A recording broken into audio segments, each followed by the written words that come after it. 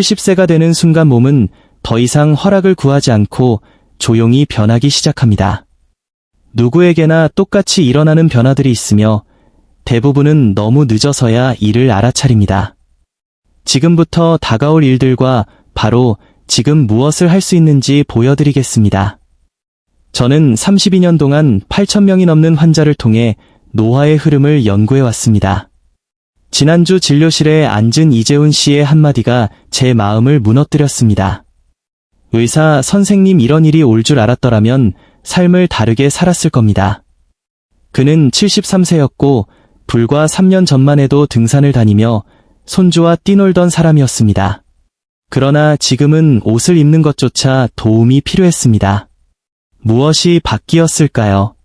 제가 곧 설명할 변화들이었고 그는 모든 경고 신호를 지나쳤습니다. 당신은 다르다고 생각할지 모릅니다. 운동도 하고 식사도 잘하며 몸 상태도 괜찮다고 느낄 수 있습니다. 그 역시 그렇게 믿었습니다. 하지만 아무도 말해주지 않는 진실이 있습니다. 이 변화들은 습관을 가리지 않고 누구에게나 찾아옵니다. 차이는 단 하나, 대비하느냐 아니면 독립을 빼앗기느냐입니다. 본격적으로 시작하기 전에 당신에 대해 조금 더 알고 싶습니다. 지금 이 영상을 보고 계신 당신은 몇 살이신가요? 그리고 어느 지역에서 시청 중이신가요? 댓글로 남겨주세요. 당신의 이야기를 읽는 것은 저에게 큰 기쁨이 될 것입니다. 당신이 나누어 주시는 삶의 경험 하나하나가 우리의 이 공간을 더욱 따뜻하고 가까운 곳으로 만들어줄 거라고 믿습니다. 그럼 이제 함께 시작해 볼까요? 첫 번째 변화는 균형 시스템의 붕괴입니다. 내일 갑자기 시작되는 것도 아니고 어느 날 한순간에 무너지는 것도 아닙니다. 지금 이 순간에도 아주 조용히 진행되고 있습니다. 귀 안쪽에 있는 평형기관이 서서히 변하고 있기 때문입니다. 머릿속에서 실제로 무슨 일이 벌어지고 있는지 설명해 드리겠습니다. 우리 귀 안에는 액체로 채워진 아주 작은 반고리관이 3개 있고 몸을 움직일 때마다 그 액체가 흔들리며 뇌의 위아래 방향을 알려줍니다.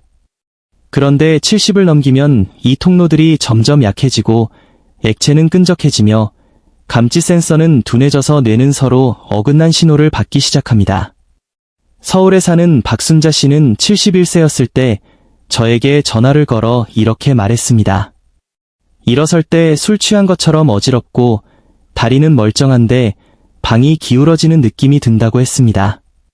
균형 검사를 해보니 박 씨는 한쪽 발로 2초도 버티지 못했습니다. 10년 전만 해도 30초는 거뜬히 할 수 있었던 분이었습니다. 이는 근력이 약해진 문제가 아니라 귀 안의 균형 시스템 자체가 꺼지고 있다는 신호였습니다. 더 무서운 점은 본인은 이 변화를 거의 느끼지 못한다는 사실입니다. 평소처럼 걸을 수 있으니 괜찮다고 생각하게 됩니다.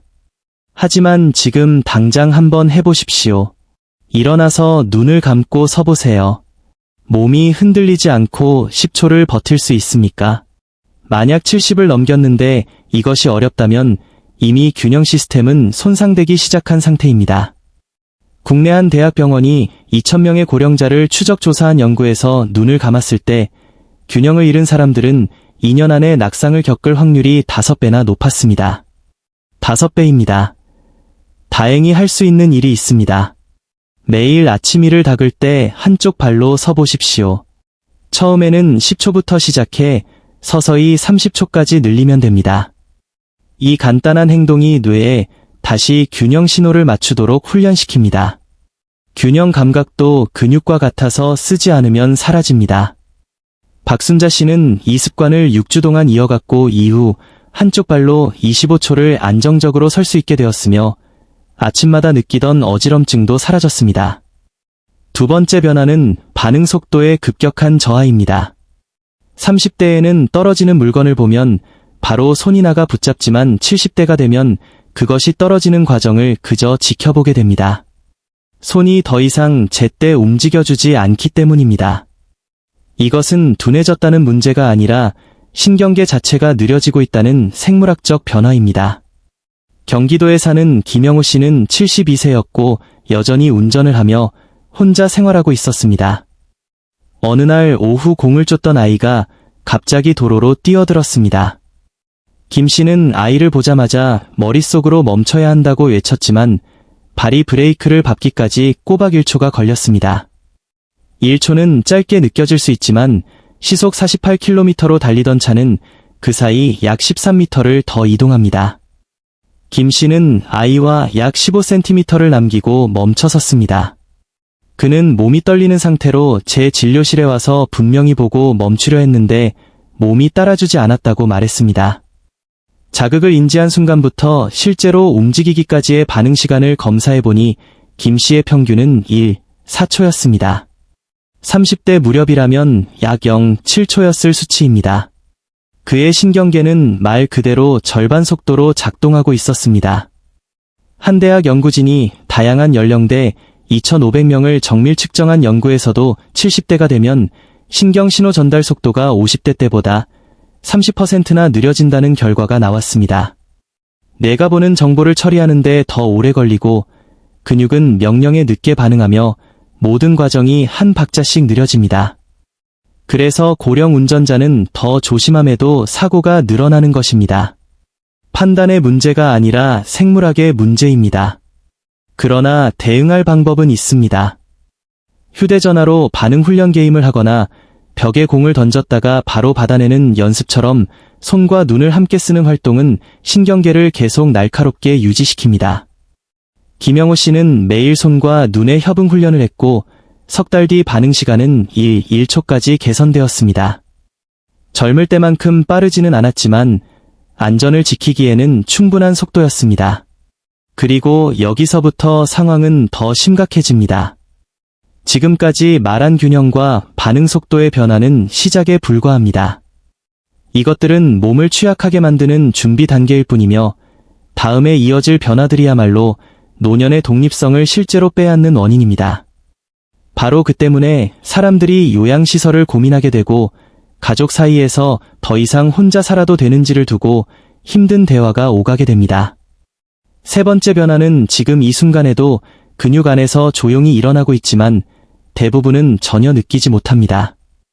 세 번째 변화는 근감소증으로 근육이 스스로를 조금씩 갉아먹는 과정입니다. 부산에 혼자 살던 김미정 씨는 68세였고 성격이 강단 있고 모든 일을 혼자 해내던 분이었습니다. 그런데 어느 날 아침 평소처럼 장아찌 병을 열려다 실패했고 다시 시도해도 전혀 열리지 않았습니다. 결국 그는 민망한 마음으로 딸에게 전화를 걸어 혹시 와서 병 좀 열어줄 수 있겠느냐며 자신에게 무슨 문제가 생긴 것 같다고 말했습니다. 딸은 와서 가볍게 병을 열며 요즘 무거운 것을 들어올린 적이 언제냐고 물었고 김 씨는 몇 달은 된 것 같다고 답했습니다. 바로 그 점이 문제였습니다. 50대를 넘기면 해마다 근육량의 1%가 줄어들고 70대가 되면 이미 20%를 이르며 80대가 되면 30%가 사라집니다. 더 무서운 사실은 70세에서 75세 사이에 그 속도가 급격히 빨라져 60세에서 65세 사이보다 근육을 2배 빠르게 잃는다는 점입니다. 한 대학 연구팀이 800명의 고령자를 조사한 결과 65세 참가자들은 평균 약 1kg을 들어 올릴 수 있었지만 75세에는 약 7kg으로 줄었고 85세에는 약 1kg에 불과했습니다. 단 20년 사이에 55%가 감소한 것입니다. 이제 근력이 어디에 쓰이는지 다시 떠올려 보십시오. 의자에서 일어나고 장을 본 물건을 들고 문을 열고 계단을 오르는 모든 순간에 필요합니다. 이런 동작을 혼자 할 수 없게 되는 순간 독립성은 무너지고 도움을 받아야 하며 그것이 요양시설로 이어지는 길이 됩니다. 김미정 씨는 거창한 운동 대신 저항밴드를 구입해 매일 아침 15분씩 팔과 다리 몸통을 움직이기 시작했습니다. 석 달 뒤 그는 전화를 걸어 아무 생각 없이 병을 열었다가 그 사실을 깨닫고 눈물이 날 뻔했다고 말했습니다. 근육은 나이에 상관없이 자극에 반응합니다. 또 다른 연구에서 평균 나이 78세의 고령자들을 대상으로 12주 동안 근력 훈련을 시킨 결과 참가자들은 평균 약 8kg의 근육을 늘렸고 일부는 약 2kg까지 증가했습니다. 같은 기간 아무 훈련을 하지 않은 집단은 약 0.9kg의 근육을 더 잃었습니다. 단 석 달 만에 약 7kg의 차이가 벌어진 것입니다. 네 번째 변화는 뼈가 분필처럼 약해지는 과정입니다. 이 변화는 누구에게나 조용히 다가옵니다. 몸에 별다른 이상이 없다고 느끼고 걷는데도 문제가 없다고 생각합니다. 그러다 어느 날 작은 러그에 발이 걸려 넘어지면서 고관절이 산산이 부서집니다. 강원도에 살던 이정숙 씨는 73세였고 평소 건강하고 활동적인 분이었습니다. 겨울 아침 현관 앞에 나섰다가 얼음을 미쳐보지 못해 미끄러졌고 옆으로 쓰러지는 순간 극심한 통증이 밀려왔습니다. 병원에서 확인한 결과 고관절 골절이었습니다. 그런데 가족이 들은 의사의 말은 충격적이었습니다. 넘어진 탓에 뼈가 부러진 것이 아니라 이미 약해진 뼈가 자신의 체중을 견디지 못해 먼저 부러졌고 넘어짐은 그 결과였다는 설명이었습니다. 이것이 바로 골다공증입니다. 뼈는 해마다 밀도를 잃으며 속이 스펀지처럼 비고 얇고 약해집니다. 한 재단의 조사에 따르면 50세가 넘은 여성 2명 중 1명은 골다공증으로 뼈가 부러질 위험을 겪게 되며 남성은 4명 중 1명이 해당됩니다. 고관절 골절 이후에는 고령자의 40%가 다시는 혼자 걷지 못하게 됩니다. 단 한 번의 사고로 활동적인 삶에서 휠체어 생활로 바뀌는 것입니다. 더 심각한 사실은 고관절 골절을 겪은 고령자 5명 중 1명이 1년 안에 사망한다는 점입니다. 골절 그 자체가 아니라 장기간 누워 지내며 생기는 폐렴이나 혈전 수술 후 감염 같은 합병증 때문입니다. 한 번의 낙상이 모든 것을 끝낼 수 있습니다. 이정숙 씨는 다행히 생존했지만 다시 걷기까지 8개월 동안 재활치료를 받아야 했습니다. 그는 저에게 자신이 건강하다고만 믿었지 뼈가 이렇게 약해진 줄은 전혀 몰랐다고 말했습니다. 이것이 바로 골 손실의 무서운 점입니다. 통증도 없고 경고신호도 없다가 갑작스러운 재앙으로 나타납니다. 그러나 예방은 가능합니다. 체중을 싣는 운동이 필요하며 단순한 걷기만으로는 부족합니다. 가벼운 제자리 뛰기나 짧은 조깅처럼 뼈에 자극을 주는 움직임이 필요합니다. 이런 자극이 몸의 뼈를 더 단단하게 만들려는 신호를 보냅니다. 또한 칼슘과 비타민 D는 대부분의 고령자에게 부족한 영양소로 뼈를 형성하는 데 필수적입니다. 이정숙 씨는 뼈 강화 프로그램을 시작했고 1년 뒤 검사에서 완전히 정상으로 돌아오지는 않았지만 이전보다 확실히 강해진 수치를 확인할 수 있었습니다. 5번째 변화는 거의 아무도 이야기하지 않는 부분입니다. 바로 고유 수용 감각의 소실입니다. 고유 수용 감각이란 눈으로 보지 않아도 내 몸이 공간 속 어디에 있는지를 스스로 아는 능력입니다. 지금 눈을 감고 손가락으로 코끝을 짚어 보십시오. 가능한 이유는 내가 손의 위치와 코의 위치를 정확히 알고 있기 때문입니다. 이것이 고유 수용 감각입니다. 그러나 70을 넘기면 이 시스템이 무너지기 시작합니다. 내가 발이 어디에 있는지를 정확히 파악하지 못하게 됩니다. 계단을 오를 때 충분히 발을 들어 올렸다고 생각하지만 실제로는 그렇지 않아 발끝이 걸리고 넘어집니다. 한 연구에서 고령자들에게 센서를 부착한 채 계단을 오르게 했더니 본인들은 발을 약 15cm 들어 올렸다고 느꼈지만 실제 측정치는 약 8cm에 불과했습니다. 뇌가 스스로를 속이고 있었던 것입니다. 그래서 노년층은 분명히 보이는 물체에도 걸려 넘어집니다. 시력의 문제가 아니고 근력의 문제도 아닙니다. 몸에 대한 뇌의 지도 자체가 부정확해지는 것입니다. 전라북도에 사는 최상우 씨는 76세였고 한 달 사이에 3번이나 아무것도 없는 곳에서 자신의 발에 걸려 넘어졌습니다. 그는 발을 잘못 디뎠을 뿐이라고 생각했지만 실제로는 발의 위치를 잘못 판단하고 있었습니다. 저는 최 씨에게 고유 수용 감각을 다시 살리는 훈련을 알려주었습니다. 한쪽 발로 서는 연습과 일직선 위를 발 뒤꿈치와 발끝을 맞추며 걷는 동작이었습니다. 이런 동작은 뇌가 다시 몸의 위치를 정확히 계산하도록 강제로 훈련시킵니다. 6주가 지나자 그는 더 이상 넘어지지 않았습니다. 그렇다면 지금 무엇을 하면 될까요? 3가지 동작이면 충분합니다. 첫째, 매일 아침 이를 닦을 때 한쪽 발로 서서 각 다리마다 30초씩 버티는 것입니다.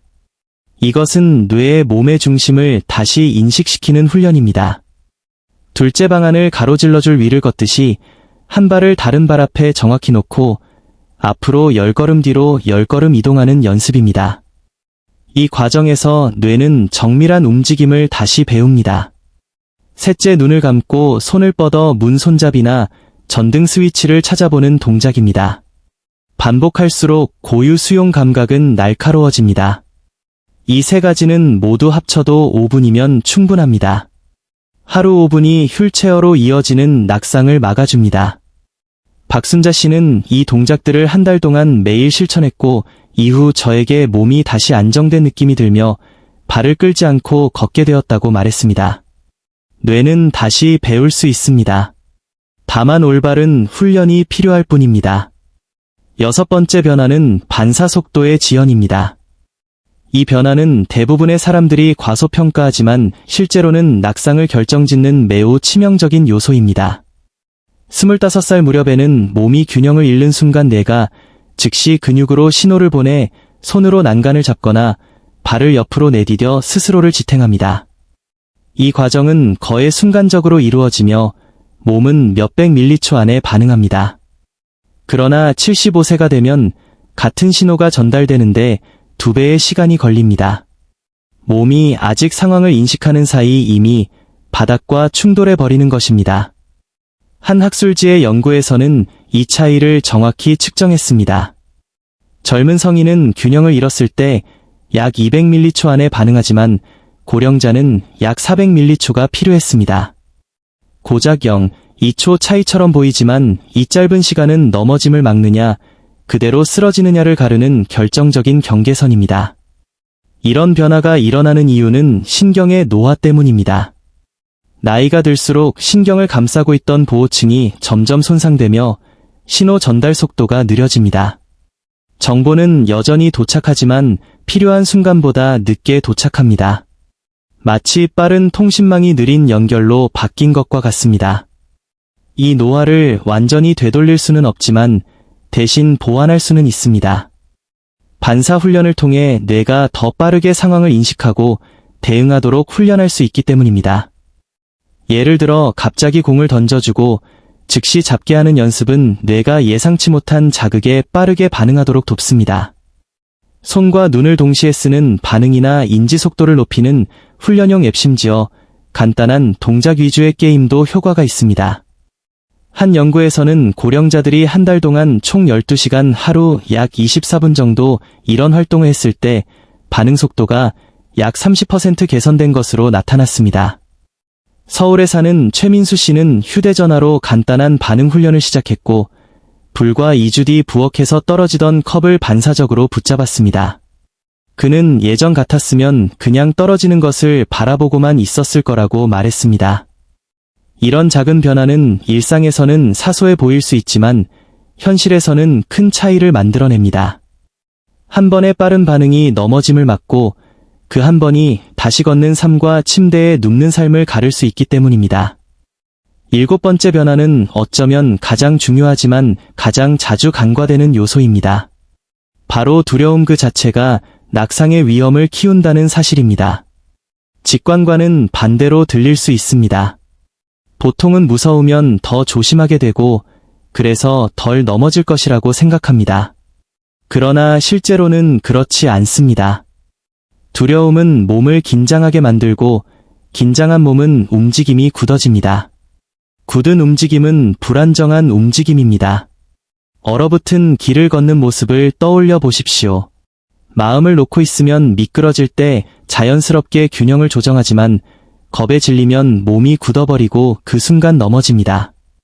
한 의학학술지에 실린 연구에서는 낙상에 대한 두려움이 높다고 답한 고령자들이 실제로 넘어질 확률이 3배나 높았다는 결과가 나왔습니다. 3배입니다. 두려움이 낙상을 막는 것이 아니라 두려움 자체가 낙상을 만들어내는 것입니다. 인천에 살던 정은희 씨는 71세에 부엌에서 한 번 넘어졌습니다. 큰 부상은 아니었고 멍이 조금 들었을 뿐이었지만 그 이후 상황이 달라졌습니다. 그는 항상 작은 보폭으로 발을 끌듯이 걷기 시작했고 가구를 붙잡지 않으면 움직이지 않았으며 계단은 아예 피했습니다. 저는 그에게 조심성의 문제가 아니라 두려움이 오히려 넘어질 가능성을 키우고 있다고 말했습니다. 이후 우리는 자신감을 되찾는 연습을 시작했습니다. 옆에서 지켜보며 평소처럼 걷는 연습을 했고 점차 난이도를 높여 약간 울퉁불퉁한 바닥에서도 걸어보게 했습니다. 6주가 지난 뒤 그는 어느 날 문득 자신이 두려워하고 있었다는 사실 자체를 잊어버렸다고 말했습니다. 그냥 예전처럼 자연스럽게 걷고 있었기 때문입니다. 자신감은 마음속에만 존재하는 것이 아니라 몸 전체에 영향을 미칩니다. 몸을 믿으면 움직임이 부드러워지고 그 부드러움이 다시 균형을 만들어냅니다. 결국 몸을 신뢰할 때 몸은 가장 잘 작동합니다. 이제 모든 내용을 하나로 묶어보겠습니다. 고령자가 넘어지게 되는 이유는 따로 떨어진 문제가 아니라 서로 연결된 7가지 변화 때문입니다. 첫째, 근육 감소로 힘이 빠집니다. 둘째, 귀 안의 평형 기능이 약해지며 균형이 무너집니다. 셋째, 복용 중인 약물이 어지럼을 키웁니다. 넷째, 뼈 손실로 작은 낙상도 골절로 이어집니다. 다섯째, 고유 수용 감각이 사라지며 뇌가 몸의 위치를 헷갈립니다.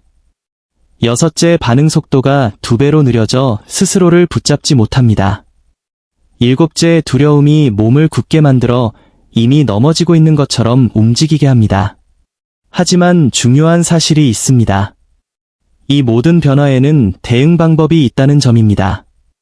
근력 훈련이 있고 균형 운동이 있으며 약물 점검과 뼈를 강화하는 관리가 있고 고유 수용 감각을 다시 살리는 연습과 반응 속도를 높이는 훈련, 그리고 자신감을 회복하는 과정이 있습니다. 당신은 무력하지 않습니다. 오늘부터 시작할 수 있습니다. 이 영상에서 소개한 방법 중 3가지만 골라 매일 실천해 보십시오. 한 달이 지나면 몸이 달라진 것을 느끼게 되고 3달이 지나면 가족이 먼저 변화를 알아차릴 것입니다. 6개월이 지나면 예전에 그렇게 불안하게 걸었는지 스스로 의아해질지도 모릅니다. 매년 고령자 3,000명이 낙상으로 생명을 잃습니다. 통계가 되지 마십시오. 이미 필요한 지식은 손에 쥐고 있습니다.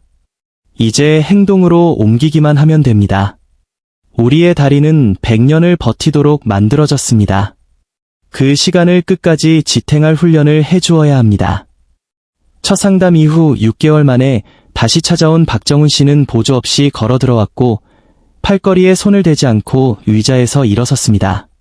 그는 제 눈을 바라보며 이렇게 말했습니다. 선생님, 제 삶을 되찾았습니다.